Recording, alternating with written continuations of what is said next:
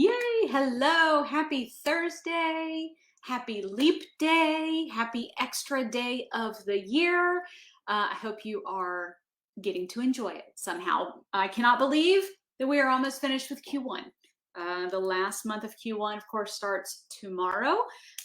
So if you are looking at your goals you set for 2024, are you almost a quarter of the way there? Those are the conversations we're having at Apogee, and I want to encourage you to do the same.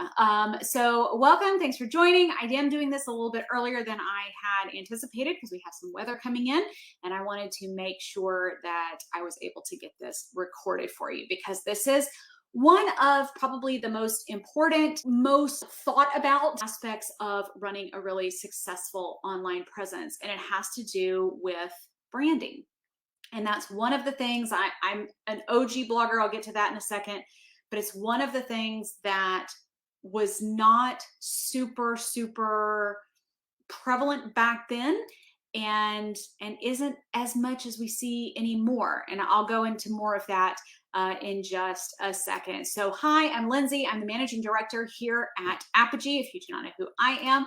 But once upon a time, I was exactly where you are. I was a blogger for 12 years, mostly in the food niche, but also did a lot of travel, wine, that kind of stuff. So I have worked with brands. I have been an affiliate. I have been a part of an ad network. I have sold my own products. I have kind of done all of the things that are on that side of the aisle. And now I work with Apogee to help creators make more money. And I'm very passionate about just that. Okay, so let's talk about branding. So when you think about branding, sometimes people think it's just a logo or just the name of the business or the blogger or the influencer or whatever. But there is a lot more to branding. And the reason why is because branding becomes who you are, who you are known as, who you are thought of, who you are referred to as, who you are referred to. And so there's a lot more to it than just simply having a logo or a name or something along those lines. So the benefit of branding is that you're able to stand out. You're not just another blogger, just another influencer, just another person. You are somebody that people go to as an expert, and that's people being the general public, people you don't know, your friends, your family, your colleagues, brands, PR, affiliate managers, all of it, all of that encompassing because you stand out. And so you become memorable and recognizable. Those are the big things that you're really going for. And we'll talk about how to not only establish your brand, but then how to kind of have your brand impressioned on your audience so that people stay familiar with you. So here's one of the reasons why. If you are a blogger, did you know there are over 600 million blogs in the world? You are one of over 600 million. That's nearly a third of the 1.9 billion websites that are on the internet. This is a recent statistic. These blogs generate 7.5 million blog posts per day. 7.5 million blog posts per day, which is 2.7 billion pieces of content per year. That alone should make you understand why standing out from the crowd is so important. You know, one of the things that we get asked a lot when we are running campaigns is, why wasn't I chosen? And sometimes it is simply because we can't choose everybody. We get hundreds of applications for every single campaign, and we can choose between 10 and 20. And the hardest part of our job sometimes is narrowing down, because there are so many great creators, narrowing down who we can work with. Okay, but if you're not a blogger, did you know that there are 64 million Instagram influencer accounts? 64 million. So this also a recent statistic. So if you are not a blogger, but you just do Instagram or just do TikTok or just do YouTube or whatever, my point is that there are a lot. This is not only a wildly viable, lucrative industry, but it's a busy one, and it's a crowded one. And you should not let that deter you or defeat you. It should get you really excited that this many people are in the same business that you are, because that means there's enough pie for everybody, so to speak. But it does mean that you have to stand out. And I want you to think about your favorite creators and what they do to stand out. So, I immediately think of Mama Tot. She lives close to me. She got really, really big just saying, I'm just going to sit with you. I'm just going to sit with you. Have you eaten today? Have you had water? That was kind of her whole thing. She was just kind of making sure everybody was all right during the pandemic, and that really resonated with so many people. Justin Nunley is also very local to me. He's the guy that goes, listen, did you know? And then he would have a thing. Those are part of branding. It's not a logo, it's not a color, it's not what, but those are two recognizable, memorable, standout things that helped those two particular creators get very, very big. Somebody said she's everyone's mama. Yes, Mama Tot is everybody's mama and always will be. Love her. Okay, so those are, again, examples of how people stand out. But if you're an OG blogger, remember the Deuce days, Pioneer Woman, all of those, they branded themselves. There's a reason Deuce hasn't been around in years. And still remember her, still remember exactly what her website looked like. There are many like that. And what they did differently was they branded themselves, they stood out, they were present, they were visible in who they were, what they stood for, and therefore they made a lot of money, y'all. They made a lot of money. So we did some of the math on what some of the influencers may be making, and we're talking in $20,000, $30,000 a month range. That should make you want to really get with branding, right? Okay, so we've gotten my point. So how do you stand out? And yet, you guessed it by now, it is about branding. It is about making yourself stand out and be different from the 64 million or the 7.5 billion, whatever it was. How do you stand out? So without branding, what you do is very generic. I'm not trying to hurt any feelings or ruffle any feathers, but just know I'm just getting started on that. It's generic. There's no wow factor. There's no, oh, I remember that. And that's what's required in the online space. By the way, brands have to do this as well. And I was just speaking with a brand this morning where I said, we need to get some wow factor. It's a health and wellness brand. And I said, you need to stand out. That's a very competitive space.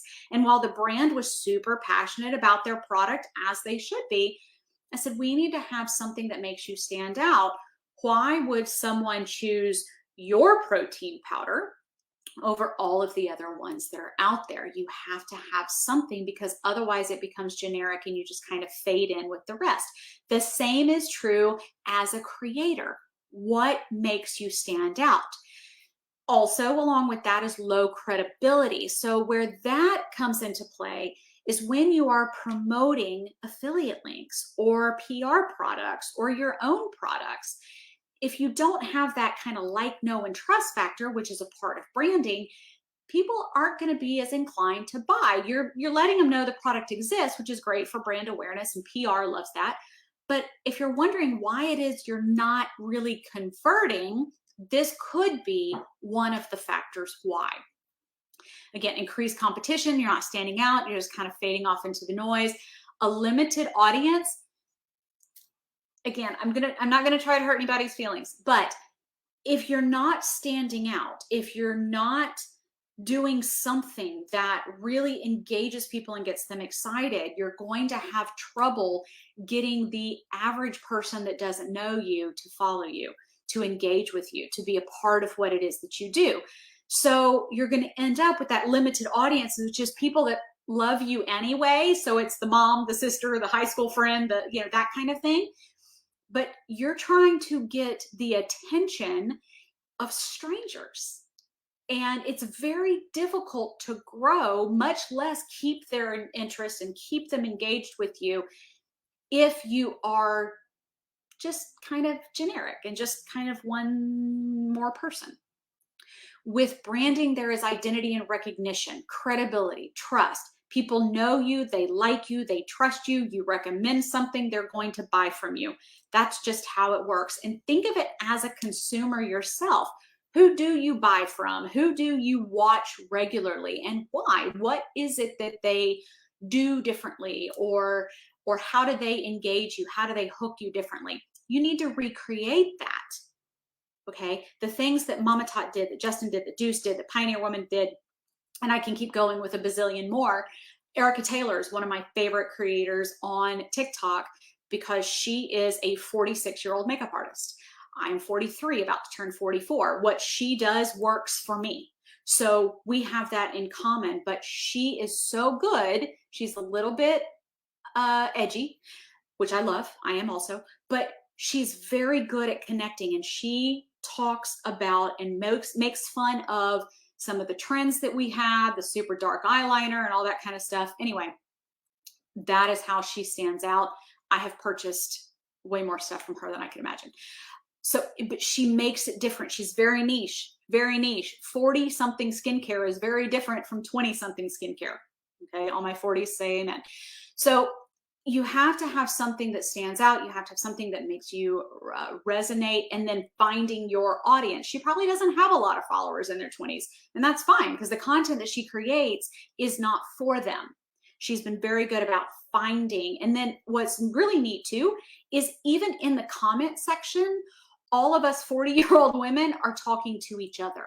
So she's really cultivated a really fantastic community, and that happens with Mama Tot and Justin, and you see that. So they've built those communities, but it all is around their branding. So that audience advocacy, if you need support somewhere, your audience is going to be there for you, because they almost see you as that friend. In the olden days of blogging, people used to care what you ate for dinner and what you did that week. And there was a lot more of that relationship, friendship, storytelling. And social media is giving us an opportunity to kind of bring that back. It's not quite so much the writing of the stories, but sharing in Instagram stories and TikToks and on YouTube, day in the life of. Those still get a remarkable amount of views because people are interested. You have to think of social media as your very own reality show of sorts, and being present and showing up, all part of branding. This is all part of it, but that's how you stand out. And the last point that I have down there is price premium. So let's talk about that. When we are sourcing for campaigns, and this is Apogee, this is any other agency, this is PR, this is where the industry is right now. If you are in this business to make money, then your branding, your engagement, and your ability to stand out and be an impression on people is more important than anything. Those creators are able to charge pretty much whatever they want, because they are so well known. They are household names. People love them and buy what they promote, regardless of whether it's affiliate or just grabbed this from Target kind of thing, because they have that engagement. And that needs to be everybody's word for 2024, because there is literally nothing more important. So price premium, to be able to charge, you need to be branding yourself, standing out, and having that engagement. Okay, so let me speed up here. Defining your brand and identity. Who are you? What do you want to be known for? If someone is recommending you to a friend, what are they going to say about you? What is your vibe? Are you fun and, bright colors and kind of off the wall, a little over the top? Or are you kind of more muted and quiet and cozy, whatever? The thing is, all you have to do is scroll social media a couple of times, and you will see both. you find your people. If you are more of a cozy kind of curl up with a book and some fuzzy socks and talk about your day person, there's a whole audience for that. If you are still loving neon colors and painting rooms bright colors and reading all the books and doing all the things and whatever, there is a huge audience for that. It's very difficult to blend both. So think about what is your vibe and who do you want to be and what do you want to be known for. Your logo should incorporate a little bit of that, but your logo can honestly just be words. If you think about Apogee's logo, it's up there in the corner. It's literally 3 little boxes, okay? But I put it everywhere. I put that logo throughout our site. It's on everything we print. It's on, because I hope when you see those 3 things, you will think of us. That's the kind of brand awareness, identity, recognizability. And that's true, the Nike check, the Target bullseye, those kinds of things. It doesn't have to be over the top. It can be a leaf. I'm a plant person, which is new, by the way, but it could be something very, very simple, but then you use it throughout everything. Your color scheme, Apogee's, we're all blue. Everything is blue. My personal business, everything is pink and green. The other one, everything is green and like a beige kind of color. But throughout everything, all of the social media, the blog, any products, anything, that color scheme stays put. Again, just another part of recognize. And then font and style. We have a specific font, and you can hire somebody to do a whole brand, I can't think of what the word is now, but the whole kit that puts your whole branding into a thing, or just go with what you love. Canva is like where you can find all kinds of font pairings and colors and logo ideas and all that kind of stuff, and then make it yours. However, don't overthink this. Don't spend too much time on this. Find your thing. By the way, when I was a food blogger, my thing was an avocado. That was it. An avocado. So it doesn't have to be super huge. Apogee were 3 boxes. My other one, it's a house. My other one, it's a clock. Okay, so it doesn't have to be over the top. You don't need a designer to make something major. Brand kit, that's the word I was looking for. Thank you. It doesn't have to be over the top. It needs to be simple, recognizable, and something that you can use. Okay, so here, there's more to branding than just a logo and stuff. Here are the elements that go into branding that are non-negotiables. Number 1 is to create compelling content. Content is king. Content is the most important thing of every bit of what you do, whether that is publishing blog posts, publishing reels, publishing TikToks, publishing YouTube videos, sending out emails to your email list, all of those things. Most important, needs to be good, compelling content. No gray area there. At the heart of your brand, that is what you are known for. It is your content. It is what you show up and create every single day. That is it. To build that audience, you need to have good quality content every single day. I'm not going to sugarcoat that. I'm going to make you even more mad in about 3 slides, but just bear with me. Good quality content every single day. So figure out who your audience is. We've been talking about that for a couple of weeks. Create content for them. No gray areas here. Be authentic and consistent. Authenticity, we hear all the time. I want to be authentic with my audience. I want to be able to, good. That is exactly what we want. That is exactly what we want, is people that care about authenticity. If I send you a product and you don't like it, that's okay. That's perfectly fine. I want to hear about why you don't like it, because that is feedback that I can even give the brand, and that might be something we need to address in our next campaign.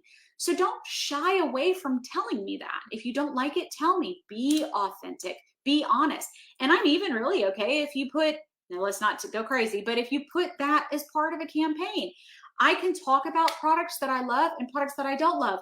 This is my favorite water bottle. It is a smart water bottle. This may light up blue in a second because it tracks how much I drink every day. As somebody who is perpetually parched because I never think of drinking water, this has significantly helped me. However, that being said, the inside of this is kind of small. I wish it was bigger. I can say that it's still positive. And so if I was being hired by this brand, that is what I would talk about. I love it because this, and this. I don't love this, but that's okay. Okay. So yes, be authentic. Talk about it. Not everything has to be all happy, sunshine, and roses. You can talk about what you don't like. That may resonate with somebody. They may not care about that. Some people may not care that it only holds, I don't know, 20 ounces or something like that. That may be a huge step up. We'll see. Consistency is also important. If you want this business to pay you like a business, you have to show up for a business. And that can be part-time, but understand that part-time is even 20 hours a week. And I was talking to a creator yesterday and I made her a little bit mad because she's a food creator and I was a food creator. And I said, you need to understand that the cooking of the food is not on the clock. Cooking food is not on the clock. Publishing content is on the clock. Showing up on social media is on the clock. I was talking to a home decor person.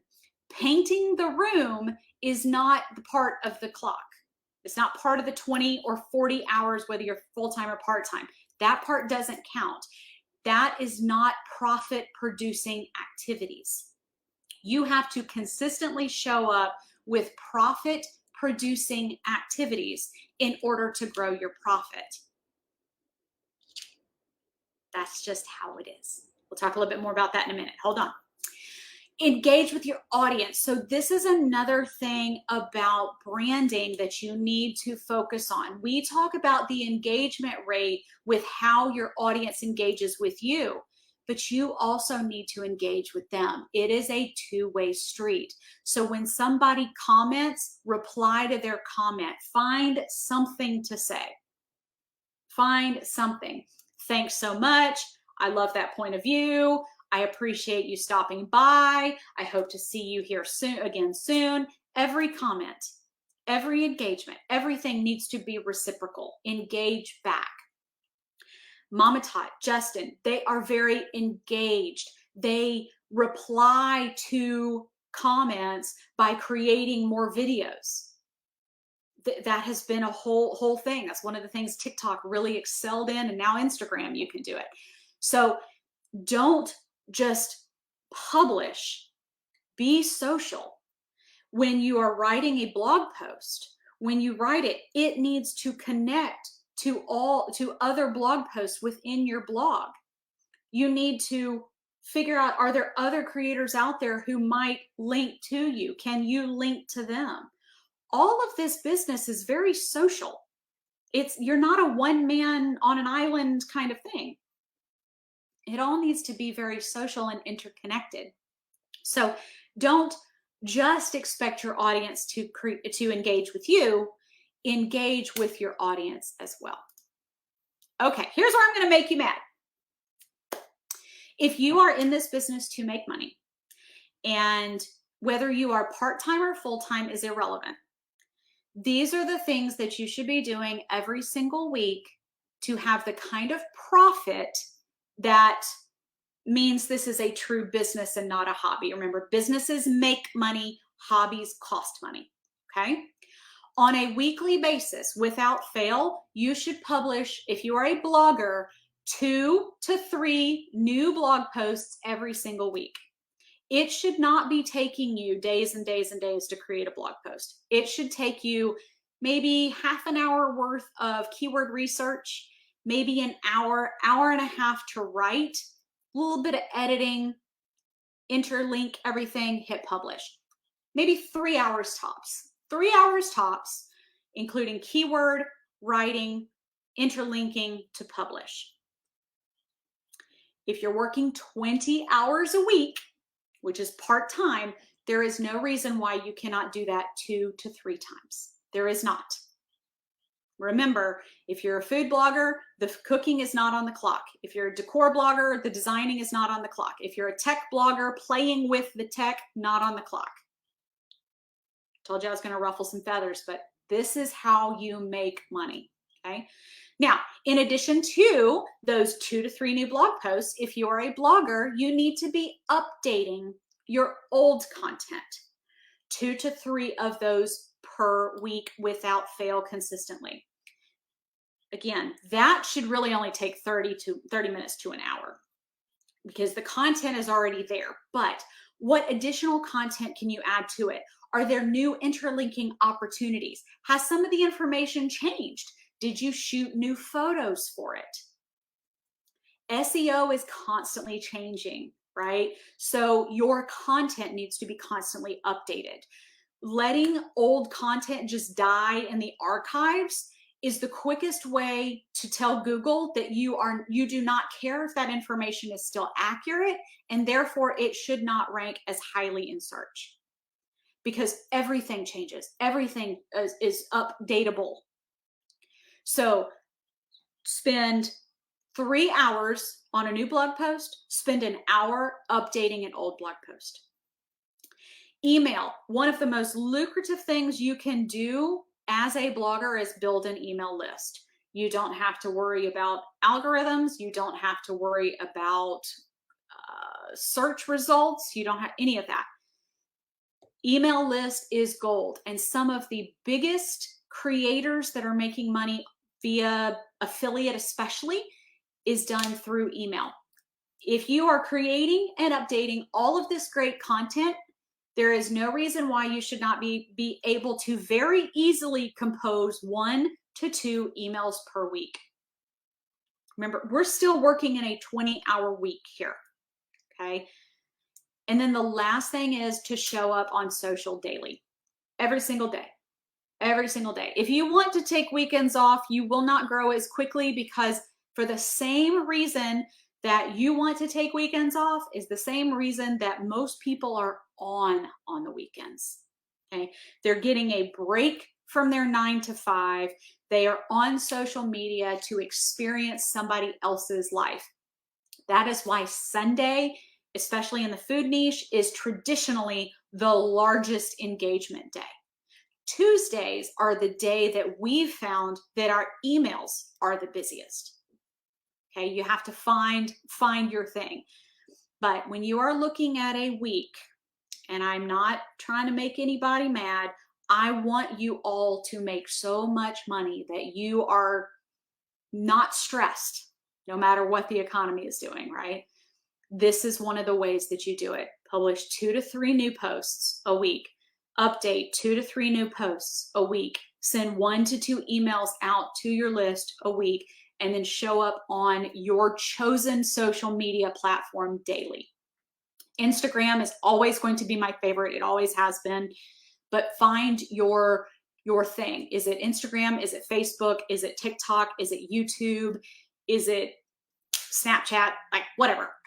Find your thing and then show up every single day, because that's where your audience is, and your audience is the key to your growth.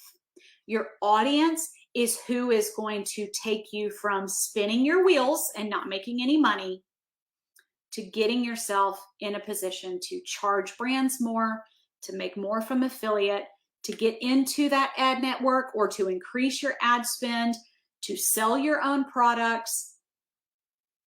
Whatever avenue of income you want to grow, your audience is the key to doing that. Okay. Hopefully I haven't made everybody so mad that you don't want to talk to me. If you are interested in some one-on-one help, I am here for you. I would love to help you. I have been there. I have done that. I have screamed, cried, cussed, whatever. And I've also made a lot of money, and I know what it takes. And I am not going to sugarcoat things, but I will certainly help you on that path. Okay. So you can reach out. Anyway, the next webinar is actually going to be next week because I skipped a week. So it will be next week, next Thursday, I believe. I will update in the group, and I appreciate you tuning in or watching the replay.